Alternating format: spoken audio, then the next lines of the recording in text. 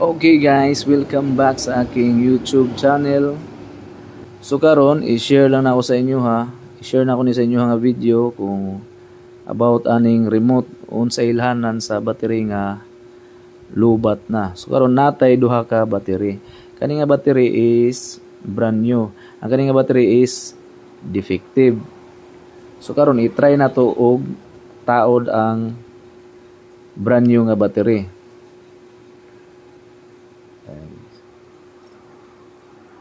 So makita ninyo guys, pagka ni siya nga ilong press nato ni siya, sa kasaan ng tulo, ilong press ni siya, kusog kayo ang blinking.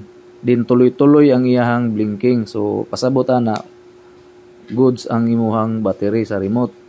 So walay problema. I-try po naton ning sa defective nga battery, kaning defective nga battery. So mao ni siya guys. Kana din long press na po nato ning sagasa diri sila ha. Once na ilong press nato na siya, nagtuloy-tuloy ang iyang blinking pero hinay na ang iyang siga. Compare nato guys ha.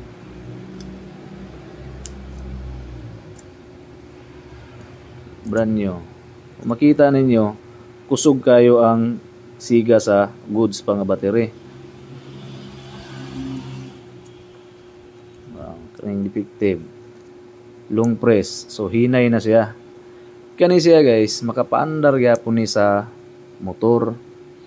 Pero makapasiga gyapon ni siya sa knob light, makapaandar gyapon sa motor, pero iduol na nimo ni siya sa ignition switch niya, sa knob light switch. Iduol nimo ni siya, then sabay start makapaandar gyapon ni siya. Dili ni siya pwede ilayo nimo na i-distance na siya, dili pwede. Mapalong ang motor ana o napod isa ka battery guys nga di na gyud siya makapaandar. Pag once ang ilong press nimo ni siya, ang siga ni sa diri dili na siya magtuloy-tuloy ang blinking.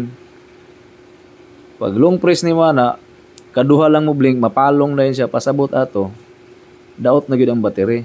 Dili na to siya makapaandar sa motor. Bisag unsaon nimo start, di yan po to makapasiga. Di na to kaandar, di na to makapaandar sa motor. So pulihanan na gyud siya. Mo to ang ilhanan niya. Diri nimo makita guys, ilong press nimo ni siya.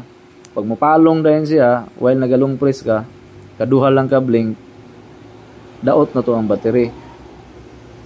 Tunggi history na ako ganina guys nga pag ilong press po nimo siya nga magtuloy-tuloy gyapon nga blinking pero hinay na iyang siga, makapaandar gyapon to siya, makapa-start gyapon to siya, pero idulit pa nimo sa knob light switch.